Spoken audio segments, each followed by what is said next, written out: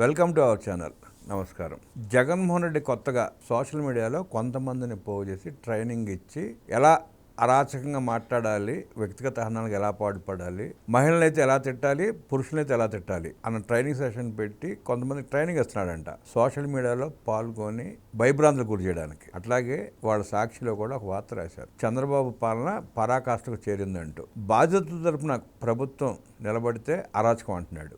నేరస్తుల తరపున జగన్ రెడ్డి నిలబడటం కరెక్ట్ అంటున్నాడు.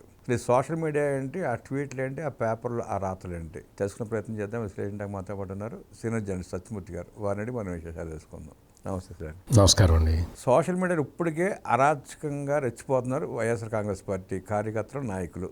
ఇంకా కొంతమంది ట్రైనింగ్ ఇచ్చి మరి ఇద్దరు రంగంలో సైనికులు పంపిస్తున్నాడండి సార్. ఎట్లా చూస్తారు ఆ వార్తని? తర్వాత ట్వీటు, సాక్షి పేపర్ల వార్త. అరాచకానికి పరాకాష్ఠ అంటున్నాడు ప్రభుత్వ పరిపాలన. బాధితులకు అండగా నిలబడటం ప్రభుత్వ అరాచకం అంట. ఆయన వ్యాఖ్యల్ని ఆ పేపర్ రాతను ఎట్లా చూస్తారు సార్? జగన్మోహన్ రెడ్డి 2019లో అధికారంలోకి వచ్చిందే తప్పుడు ప్రచారాల ఆధారంగా, అంటే చాలా రాంగ్ ఇన్ఫర్మేషన్ని ప్రొజెక్ట్ చేసి సోషల్ మీడియాలో బాగా ఇన్ఫ్లుయెన్సర్లని పెట్టుకొని సమాజాన్ని ఒక రకంగా తప్పుదో పట్టించుకుంటూ వాటినే కన్ఫర్మ్ అని చెప్పుకుంటూ జగన్మోహన్ రెడ్డి 2019లో అధికారంలోకి వచ్చాడు. 2019లో జగన్మోహన్ రెడ్డి అధికారంలోకి రావటానికి ప్రధానంగా ఈ సోషల్ మీడియా అనుసరించిన విధానాలు మనం చెప్పుకోవాలి. ఏంటి అంటే, సోషల్ మీడియా ద్వారా, అంటే సోషల్ మీడియాని మేనేజ్ చేసుకుంటే ఎలక్షన్లు గెలవచ్చా అని అడగమాకండి, చెప్తా, దానికే సమాధానం చెప్తా. ఒక సోషల్ మీడియా తోటి ఎలక్షన్లు గెలిచేయచ్చు అంటే అందరూ సోషల్ మీడియాలోనే ఉంటారు. క్షేత్రస్థాయిలో ఎవరు పనిచేస్తారు, ఎవరు పనిచేయరు. ఏ రాజకీయ పార్టీ ప్రజల దగ్గరికి వెళ్ళదు. సోషల్ మీడియా ఎట్లా ఉపయోగపడుతుంది అంటే, ప్రజల అభిప్రాయాన్ని మౌల్డ్ చేయడానికి ఉపయోగపడుతుంది. అంటే మౌల్డ్ చేయడానికి సమాజంలో చాలామంది ఇన్ఫ్లుయెన్సర్లు ఉంటారు. వాళ్ళని, అంటే మా పబ్లిక్ రిలేషన్స్లో దీని మీద ఒక పెద్ద టాపిక్ ఉంటుంది. పబ్లిక్ రిలేషన్స్లో మెయిన్ పాత్ర దీనిదే ఉంటుందన్నమాట. వాళ్ళని ఏమంటారు అంటే ఒపీనియన్ లీడర్స్ అంటారు. ఇప్పుడు ఈ సోషల్ మీడియా వచ్చిన తర్వాత ఆ ఒపీనియన్ లీడర్స్ని ఇన్ఫ్లుయెన్సర్లు అంటున్నారు. అంటే అఫ్కోర్స్ ఒపీనియన్ లీడర్స్ వేరు, ఇన్ఫ్లుయెన్సర్స్ వేరు, సోషల్ మీడియా ఇన్ఫ్లుయెన్సర్స్ వేరు. కానీ సొసైటీలో ఒపీనియన్ లీడర్స్ చేసే పనిని సోషల్ మీడియాలో ఇన్ఫ్లుయెన్సర్లు చేస్తున్నారు. ఒపీనియన్ లీడర్స్ అంటే ఎవరు అంటే టీచర్లు, ఇంకా మిగిలిన పబ్లిక్ లైఫ్లో ఉన్న వ్యక్తులు. వాళ్ళు ఏం చేస్తారంటే మౌత్ టు మౌత్ పబ్లిసిటీ, వాళ్ళు కొన్ని విషయాలు చెప్తూ ఉంటారు. ప్రభుత్వం మీద, లేకపోతే పరిపాలకుడి మీద ప్రజలకి ఒక అభిప్రాయం వచ్చే విధంగా వాళ్ళు కొంత సమాచారాన్ని ఇస్తూ ఉంటారు. వాళ్ళని they are called as opinion leaders. వాళ్ళు ఆ ఒపీనియన్ లీడర్స్ అన్న విషయమే వాళ్ళకి తెలియదు. వాళ్ళు మామూలుగా రచ్చబండ దగ్గర లేకపోతే 10 మంది కలిసిన చోట కూర్చొని మాట్లాడుతూ దే గివ్ ఇన్ఫర్మేషన్. అంటే పేపర్లలో చదివింది, టీవీలలో చూసింది, వాళ్ళంతటా వాళ్ళు తెలుసుకున్న దాన్ని, ఆ ఇన్ఫర్మేషన్ని డిస్సిమినేట్ చేస్తారు. వాళ్ళు ఒపీనియన్ లీడర్స్. వాళ్ళు not with a purpose they work. అంటే ఒక పర్పస్ కోసం పనిచేయరు. వాళ్ళకి తెలిసిన సమాచారాన్ని సమాజానికి చెప్పటానికి ఉపయోగపడతారు. ఈ సోషల్ మీడియా ఇన్ఫ్లుయెన్సర్లు ఏంటి అంటే, వాళ్ళు కూడా తమకి తెలిసిన సమాచారాన్ని సోషల్ మీడియా ద్వారా డిసిమినేట్ చేస్తారు with a purpose. Opinion leaders not with a purpose. ఈ సోషల్ మీడియా ఇన్ఫ్లుయెన్సర్లు విత్ ఎ పర్పస్ చేస్తారు. ఆ పర్పస్ ఏమిటి? సొసైటీని ఇన్ఫ్లుయెన్స్ చెయ్యటం ద్వారా తమకి పేజ్ వ్యూస్ తెచ్చుకోవటం, పేజ్ వ్యూస్ ద్వారా రెవెన్యూ సంపాదించుకోవటం. That is their purpose. ఈ పర్పస్ కోసం అని చెప్పి వాళ్ళకి ఇంకా మిగిలిన విషయాలతో సంబంధం లేదు.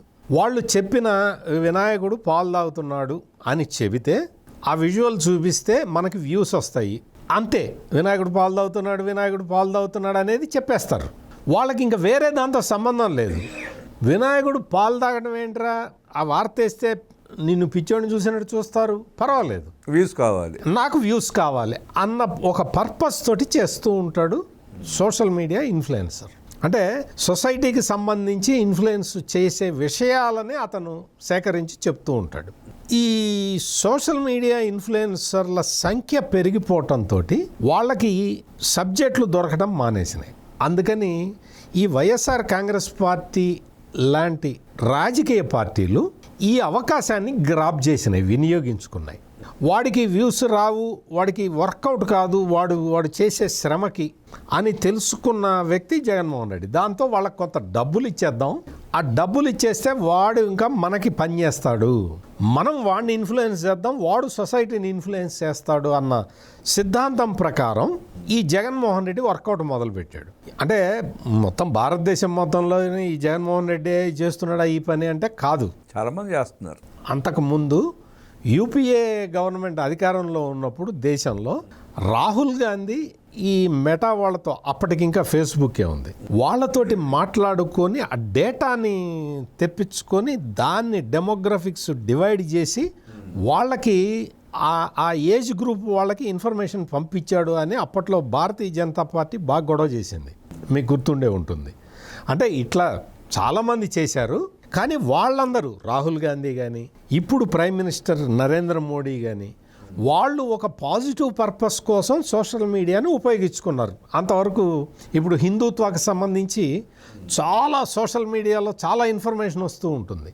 జగన్మోహన్ రెడ్డి ఏంటి అంటే నాట్ బేస్డ్ ఆన్ ఫ్యాక్ట్స్, అసలు వాస్తవాలతో సంబంధం లేని విషయాలని సోషల్ మీడియా ద్వారా పంపించటంలో మాస్టరీ చేసిన వ్యక్తి జగన్మోహన్ రెడ్డి.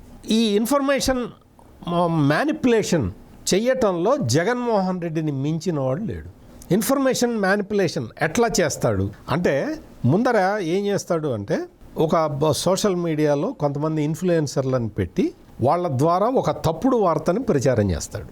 అది ప్రచారం బాగా అయింది, ప్రజలు కొంచెం నమ్ముతున్నారు, వాళ్ళకి వ్యూస్ ఎట్లా వస్తున్నాయో చూసుకుంటాడు. తప్పుడు ప్రచారానికి వ్యూస్ ఎట్లా వస్తున్నాయి క్రాస్ చెక్ చేసుకుంటాడు. ఆ తర్వాత ఈ తప్పుడు ప్రచారాన్ని ఆధారంగా దాన్ని బేస్ చేసుకొని సాక్షి పేపర్లో ఒక వార్త రాస్తాడు. సాక్షి పేపర్లో వార్త రాసిన తర్వాత ఇప్పుడు ఈ సోషల్ మీడియా తప్పుడు ప్రచారాన్ని ఒక 10 మంది నమ్మితే, సాక్షి పేపర్లో అదే వార్త రాస్తే ఈ 10 మంది ఇంకొక 10 మంది నమ్ముతారు. అంటే 100కి 20 మంది నమ్మారు. ఆ తర్వాత ఏం చేస్తాడంటే, ఈ సాక్షి పేపర్లో రాసిన వార్తని సాక్షి ఛానల్లో డిబేట్కి పెడతాడు. కొంతమంది మేధావులు, పెయిడ్ ఆర్టిస్టులు కొంతమంది ఉంటారు, వాళ్ళని తెప్పించి అక్కడ దాని మీద విస్తృతంగా చర్చ జరిగేలాగా చూస్తాడు. ఆ చేసిన తర్వాత అవన్నీ తీసుకొచ్చి మళ్ళీ సోషల్ మీడియాలో ఆ క్లిప్పులన్నీ ప్రచారం చేస్తాడు. అంటే మనం చూసిన విషయాన్ని వీళ్ళు కూడా చెప్తున్నారు అని ప్రజలు ఆ అబద్ధానికి స్టిక్ ఆన్ అయిపోతారు అనేది జగన్మోహన్ రెడ్డి ఆలోచన. అట్లా సర్క్యూట్ కంప్లీట్ అయిన తర్వాత ఈ విషయాన్ని జగన్మోహన్ రెడ్డి ట్వీట్ రూపంలో వదులుతాడు. ట్వీట్ రూపంలో వదిలిన తర్వాత జగన్మోహన్ రెడ్డి కూడా చెప్పాడు అంటే ఇది కరెక్ట్ అనమాట అని ఆయన పార్టీ వాళ్ళందరూ నమ్ముతారని ట్వీట్ని మళ్ళీ వార్తలాగా, అంటే ఏంటి అంటే ఇన్ఫర్మేషన్ని రీసర్క్యులేట్ చేస్తూ ఉంటాడు. దిస్ ఈజ్ ఈ మొత్తం మెకానిజాన్ని గోబెల్స్ ప్రాపగాండా అంటారు. గోబెల్స్ ప్రాపగాండా అంటే మనందరికీ తెలుసు. ఒకే అబద్ధాన్ని 100 సార్లు చెబితే అది నిజమని నమ్ముతారు అనేది ఆ గోబెల్స్ అనేవాడు కనిపెట్టాడు. కొంతమంది నమ్ముతారని అందరినీ నమ్మించాడు కదా జగన్మోహన్ రెడ్డి 2019లో. ఆ గోబెల్స్ ప్రచారాన్ని సిస్టమేటిక్గా మిస్ఇన్ఫర్మేషన్ తోటి ఫిల్ చేయటం అనేది జగన్మోహన్ రెడ్డి స్పెషాలిటీ. అట్లా ఫిల్ చేసిన తర్వాత దాన్ని నిజం అని నమ్మించి దాని ద్వారా రాజకీయ లబ్ధి పొందటం అనేది జగన్మోహన్ రెడ్డి చేసే ఇన్ఫర్మేషన్ మాఫియా. దీనికి తోడు కొన్ని విషయాలని ఆయన పెట్టుబడులు పెట్టిన కొన్ని వేరే మీడియా సంస్థలు ఉంటాయి, వాటి ద్వారా సర్క్యులేట్ చేయిస్తాడు. ఇది మొత్తం జగన్మోహన్ రెడ్డి ఆర్కెస్ట్రా. ఇదంతా మొత్తం ఈ విధంగా చేస్తాడు. ఇప్పుడు ఏం చేస్తున్నాడు అంటే, ఇప్పుడు తెలుగుదేశం పార్టీ గతంలో 2019 కన్నా ముందు మనకి క్యాడర్ ఉంది, ఆ క్యాడరు మన సిద్ధాంతాలకి కట్టుబడి ఉంది, ఆ క్యాడరు చాలామంది ప్రజల్ని ఇన్ఫ్లుయెన్స్ చేస్తుంది, మనకేం ఇబ్బంది లేదు. ఈ తప్పుడు ప్రచారాలని మన క్యాడరు అర్థం చేసుకుంటుంది ఇది తప్పు ప్రచారం అని అన్న ఒక కాన్సెప్ట్లో తెలుగుదేశం పార్టీ నాయకులు ఉండేవాళ్ళు అప్పట్లో.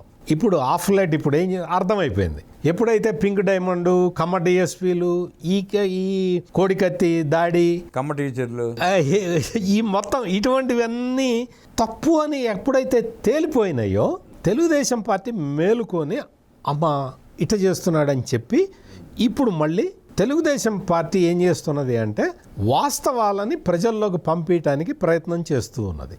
ఇప్పుడు ఉదాహరణకి మీకు ఒక చిన్న ఉదాహరణ, నిన్న రాత్రి జరిగిన ఉదాహరణ ఒకటి చెప్తాం మీకు. కర్నూలు జిల్లా ఆలూరు నియోజకవర్గంలో ఒక తెలుగుదేశం పార్టీ కార్యకర్త అతను ఇంట్లో ఉన్నాడు. వైసీపీ వాళ్ళు వెళ్ళి వాడి మీద ప్రెషర్ తీసుకొచ్చారు. వాడిని కన్వర్ట్ చేయటానికో, వాళ్ళ పార్టీలోకి తీసుకురావటానికో, లేకపోతే వాడే అడ్డంగా ఉన్నాడు, మనం లేకపోతే ఊరు మొత్తాన్ని మనం కబ్జా చేయొచ్చు అనుకున్నారో ఏంటో, వాళ్ళు వచ్చి వీడితో తగాదా పెట్టుకుంటే వాడు తిరగబడ్డాడు. నువ్వేందా నా ఊరికి వచ్చి నువ్వు ఇట చేస్తావా అనేవాడు. వీడు వెంటనే ఏం చేశాడు అంటే వీడు ఎమ్మెల్యేకి ఫోన్ చేసి చెప్పాడు. ఎవడైతే వైసీపీ నాయకుడు అక్కడికి వచ్చాడు. వెంటనే ఎమ్మెల్యే మంది మార్బలంతో వచ్చేసి ఈ లోపల ఏం చేశాడు అంటే తెలుగుదేశం అతను వాళ్ళ నాయకులకి అతను చెప్పుకున్నాడు, నేను ఇట్లా అంటే నాతోటి గొడవకు వచ్చారు, తగాదా పడుతున్నారు, ఇప్పుడు ఈ ఫోన్ చేశాడు అని చెప్పి వాళ్ళు తెలుగుదేశం వాళ్ళకి ఫోన్ చేసుకుంటే వాళ్ళు వచ్చారు.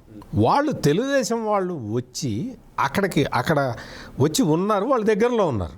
ఈ ఎమ్మెల్యే విరూపాక్షి అతను మొత్తం మంది మార్బలంతో వచ్చి ఆ ఇంటి మీద అటాక్ చేసి ఆ ఇంట్లో ఎవరైతే ఆడవాళ్ళు ఉంటారో దళిత ఫ్యామిలీ ప్లస్ యాదవ్ ఒక అతను శేఖర్ అని ఒక యాదవ్ అతన్ని కొట్టారు, తలబాలు కొట్టారు.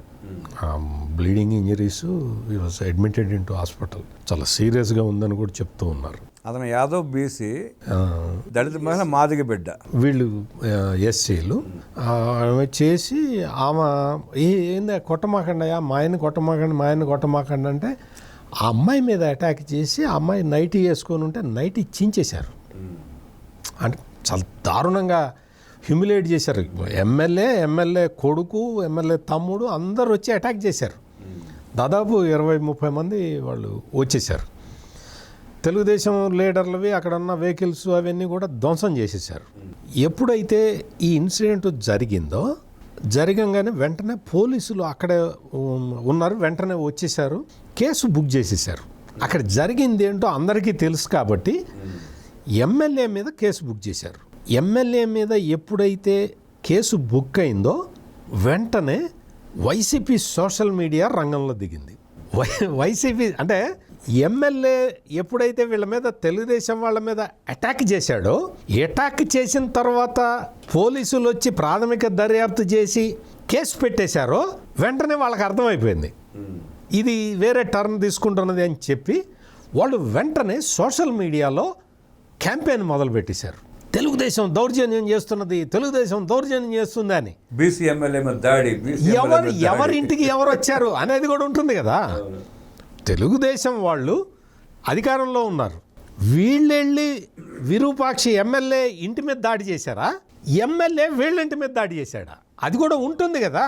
ఎమ్మెల్యే వచ్చి వీళ్ళింటి మీద దాడి చేస్తే తెలుగుదేశం గూండాలు వచ్చారు, దాడి ఎమ్మెల్యేని ఇచ్చేశారు, అది చేశారని చెప్పి మొత్తం వైసీపీ సోషల్ మీడియా మొత్తం ఈ పని మీదే పెట్టేశాడు జగన్మోహన్ రెడ్డి. అర్థమైపోయింది. అప్పటికే పోలీసులు కేసు పెట్టారు. ఈ పోలీస్ కేసుని డైల్యూట్ చేయాలి అంటే, పోలీసులు కూడా భయపడేలాగా చేయాలి అంటే ఈ క్యాంపెయిన్ మొదలు పెట్టాలని చెప్పి అన్ని హ్యాండిల్స్ నుంచి దంచి కొట్టారు. తెలుగుదేశం గూండాలు దాడి అని. తెలుగుదేశం గూండాలు ఎక్కడున్నారు, వైసీపీ వాళ్ళు ఎక్కడున్నారు? వైసీపీ వాళ్ళు వచ్చి తెలుగుదేశం వాళ్ళ ఇంటి మీద అటాక్ చేస్తే వీళ్ళు గుండాలు ఎట్లా అవుతారు, వాళ్ళు సాధు పొంగవులు ఎట్లా అవుతారు? సో ఆ క్యాంపెయిన్ మొదలుపెట్టిన ఎవరు తగ్గల. అంటే పోలీసులు అప్పటికి కేసు బుక్ చేసేసారు. ఎవరైతే ఆ దళిత ఆడపడుచు ఉన్నదో ఆ అమ్మాయి చెప్పింది, ఇట్లా నా మీద అటాక్ చేశారు, మా ఆయన కొట్టారు, నా బట్టలు చించేశారు అని చెప్పేసింది. ఆ మొత్తం రికార్డ్ చేసుకున్నారు. ఎమ్మెల్యేని అరెస్ట్ చేశారు. ఎమ్మెల్యే కొడుకుని, వాళ్ళని కార్యకర్తలు ఉన్నారు, వాళ్ళందరి మీద కేసులు పెట్టి SC/ST అట్రాసిటీస్ కేసు కూడా పెట్టి అరెస్ట్ చేశారు. అరెస్ట్ చెయ్యంగానే అక్రమ అరెస్టు ఎమ్మెల్యే అక్రమ అరెస్టు, తెలుగుదేశం గూండాల దాడి, పోలీసులు గూండాల్లాగా ఉన్నారు, తెలుగుదేశానికి సపోర్ట్ చేస్తున్నా అని మొత్తం క్యాంపెయిన్ మొత్తం ఇటు తిప్పి పెట్టేశారు. మొత్తం పెట్టిన తర్వాత జగన్మోహన్ రెడ్డి, నేను ఇందాక ఈ మొత్తం ప్రాసెస్ అంతా మీకు అందుకే నేను చెప్పింది, జగన్మోహన్ రెడ్డి హ్యాండిల్ నుంచి ట్వీట్ వచ్చింది, తెలుగుదేశం అక్రమ అరెస్టు, తెలుగుదేశం వాళ్ళు అరెస్ట్ చేయించారు, పోలీసులు తెలుగుదేశం గూండాల్లాగా ప్రవర్తించారు, మొత్తం అసలు అంతా ఇంకా చెత్తంతా నిన్న ఇందులోని సోషల్ మీడియాలోనే ఉంది. అయిపోయిన తర్వాత జగన్మోహన్ రెడ్డి ట్వీట్లో ఏ భాష అయితే ఉందో ఆ భాషలతోటే సాక్షిలో వార్త వచ్చేసింది. వాటిటే వార్త ఇచ్చారు ఇక్కడ. అంటే ఏంటి, ఆ సాక్షిలో వాడు వార్త రాసేవాడు, జగన్మోహన్ రెడ్డికి ట్వీట్ రాసేవాడు, వీళ్ళందరూ ఒకటే. మొత్తం సోషల్ మీడియాలో అంత ముందు రాత్రి పోస్టులు పెట్టినవాడు. పొద్దున్న డిబేట్ కూడా పెట్టారు సార్. మొత్తం పెడతారు. మీరు ఇంకా నేను మొత్తం సిస్టమ్ చెప్పేసా మీకు. పొద్దున్నే సాక్షిలో కూడా ఇదే డిబేట్. ఒక 2-3 రోజులు నడుపుతారు దీన్ని. ఖచ్చితంగా సోషల్ మీడియా మొత్తం ఫ్లడ్ అయిపోతుంది ఈ ఇన్ఫర్మేషన్. తెలుగుదేశం దాడి చేసినట్టు, పోలీసులు వాళ్ళనే అరెస్ట్ చేసినట్టు, ఎమ్మెల్యే అక్రమ అరెస్టు అని చెప్పి రుద్దటానికి ప్రయత్నం చేస్తే ఈ రోజున అతను శేఖర్ అనే యాదవ్ కుర్రాడు ఈ గూండా దాడిలో, ఈ విరూపాక్ష అనే ఒక ఎమ్మెల్యే ముసుగులో ఉన్న గూండా చేసిన దాడిలో గాయపడి ఈ రోజున చావు బతుకుల్లో ఉన్నాడు. దాని నుంచి, ఆ కేసు నుంచి డైవర్ట్ చేయడానికి ఈ సోషల్ మీడియాని ఇట్లా వాడుకుంటున్నాడు. అంటే మిస్ఇన్ఫర్మేషన్ క్యాంపెయిన్ చేస్తూ తెలుగుదేశం అలర్ట్గా ఉన్నది, రాష్ట్ర ప్రభుత్వం సైడ్ నుంచి రాష్ట్ర ప్రభుత్వం అలర్ట్గా ఉంది. వాళ్ళు fact check government of Andhra Pradesh అని ఒక హ్యాండిల్ పెట్టి ఇటువంటి తప్పుడు వార్తల్ని ప్రభుత్వం తరఫున ఖండిస్తూ ఉన్నారు. Telugu Desam party fact check Telugu Desam అని పెట్టుకుంది ఒకటి. వాళ్ళు ఒక ఇన్ఫర్మేషన్ని వాళ్ళు పంపు చేస్తూ ఉన్నారు. అంటే తెలుగుదేశం అటెంటివ్గా ఉంది. ఇంకొక వైపు జనసేన ఎదురు దాడి చేస్తూ ఉన్నది. గవర్నమెంట్ సైడ్ నుంచి క్లారిఫికేషన్ వస్తూ ఉన్నది. దాంతో ఏమవుతున్నది అంటే ఈ సోషల్ మీడియా ఇన్ఫ్లుయెన్సర్లు, అంటే వైసీపీ దగ్గర పేమెంట్ తీసుకునే సోషల్ మీడియా ఇన్ఫ్లుయెన్సర్లు ఏం చెబుతున్నా కానీ నేను చెప్పిన ఆర్థడాక్స్ ఒపీనియన్ లీడర్స్ ఉంటారు కదా, వాళ్ళు ఈ వైసీపీ ప్రాపగాండాన్ని నమ్మటం లేదు. క్రెడిబుల్ ఇన్ఫర్మేషన్ గవర్నమెంట్ ఇస్తూ ఉన్నది కాబట్టి ఆ ఇన్ఫర్మేషన్ని వాళ్ళు 10 మందితో డిస్కస్ చేస్తూ ఉన్నారు. This is clash between the fake influencers and real opinion leaders. ఇది జరుగుతూ ఉన్నది. జగన్మోహన్ రెడ్డికి ఇప్పుడు నేను చెప్పిన కెమిస్ట్రీ అర్థం కాల. నేను ఆమె జర్నలిస్ట్ ప్లస్ పబ్లిక్ రిలేషన్స్లో నేను చదువుకున్న వ్యక్తిని కాబట్టి నాకు ఈ మెకానిజము, ఈ డైనమిక్స్ ఇవన్నీ నాకు అర్థమైనాయి. జగన్మోహన్ రెడ్డికి ఇంకా అర్థం కాలేదు, బహుశా ఇప్పటికి ఇంకా అర్థం కాకపోవచ్చు. అతను ఈ ఒపీనియన్ లీడర్స్ని ఇన్ఫ్లుయెన్స్ చేయటం అనేది చేత కావట్లేదు. ఎందుకంటే ఒపీనియన్ లీడర్సు సమాజంలో బాధ్యత గల పదవుల్లో ఉండేవాళ్ళు, టీచర్లు, లేకపోతే ఈ అంగన్వాడీ వీళ్ళు, ఇట్లా రకరకాల ఇవి ఉంటాయి. వాళ్ళు ఆ సెక్టర్స్లో వాళ్ళు ఎంతో కొంత నిబద్ధతతోటి ఉంటారు. వాళ్ళని ఎవరు కొనలేరు కాబట్టి they carry forward the real news, యాక్చువల్గా ఏం జరిగింది అనేది. అందుకని జగన్మోహన్ రెడ్డి చేస్తున్న ఈ మిస్ఇన్ఫర్మేషన్ క్యాంపెయిన్, సోషల్ మీడియా కొత్త ట్రైనింగ్ క్యాంపులు అవన్నీ పెడుతున్నాడు, చూశాను, నేను కూడా చూసా. జగన్మోహన్ రెడ్డి ఎన్ని చేసినా, ఎంతమందిని తీసుకున్నా, ఎన్ని వేల కోట్ల రూపాయలు ఈ సోషల్ మీడియా ఇన్ఫ్లుయెన్సర్ల మీద ఖర్చు పెట్టినా ఖర్చు తప్ప ఫలితం ఉండదు. ఎందుకు ఉండదు అంటే సొసైటీలో ఆ గేమ్ అయిపోయింది. ఇప్పుడు కొత్త గేమ్ మొదలైంది. కొత్త గేమ్ ఎట్లా మొదలైంది అంటే, మీకు కాక్రోచ్ జనతా పార్టీ పేరుతోటి మొత్తం పాకిస్తాన్లో నుంచి ఆపరేట్ చేసిన ఈ హ్యాండిల్స్ అన్నీ కూడా, సోషల్ మీడియా హ్యాండిల్స్ విపరీతంగా ఫ్లడ్ చేసినాయి మొత్తం సమాచారాన్ని మోడీ గవర్నమెంట్కి వ్యతిరేకంగా. నరేంద్ర మోడీ సింపుల్గా ఆయన వచ్చి అయ్యా జరిగింది ఇది అని చెప్పి ఆయన అర్ధరాత్రి కెమెరా ముందర పెట్టుకొని ఆయన మాట్లాడటం మొదలుపెట్టాడు. ఆయన ఇప్పటికే ఒక 5-6 వీడియోలు ఆయన చెప్పాడు. డైరెక్ట్గా ఈజ్ కమ్యూనికేటింగ్ టు పబ్లిక్ తోటి కమ్యూనికేట్ అవుతున్నాడు. నరేంద్ర మోడీ స్టార్ట్ చేసిన ఈ ప్రయోగంతో మొత్తం కాక్రోచ్ జనతా పార్టీ ఫ్లడ్ చేసిన ఇన్ఫర్మేషన్ మొత్తం ఒక్కొక్కటి తెరలు తొలగిపోయినట్టు తొలగిపోతూ ఉన్నది.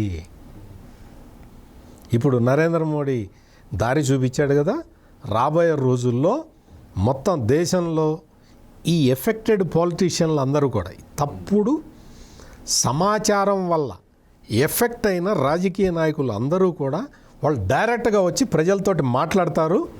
డైరెక్ట్గా ప్రజలతో మాట్లాడే సాహసం చేయలేని రాజకీయ నాయకుడు ఎవరైనా ఉన్నారా ఈ దేశంలో అంటే డైరెక్ట్గా కమ్యూనికేట్ చెయ్యలేని ఏకైక వ్యక్తి జగన్మోహన్ రెడ్డి. అతను రాలేడు, అతను పబ్లిక్ని ఫేస్ చేయలేడు, చెప్పలేడు. ఈ డొంక తిరుగుడు మార్గంలో ఇన్ఫ్లుయెన్సర్లను ఉపయోగించి చేసుకునే ఆ ప్రయోగం మాత్రమే చేయగల ఏకైక వ్యక్తి జగన్మోహన్ రెడ్డి.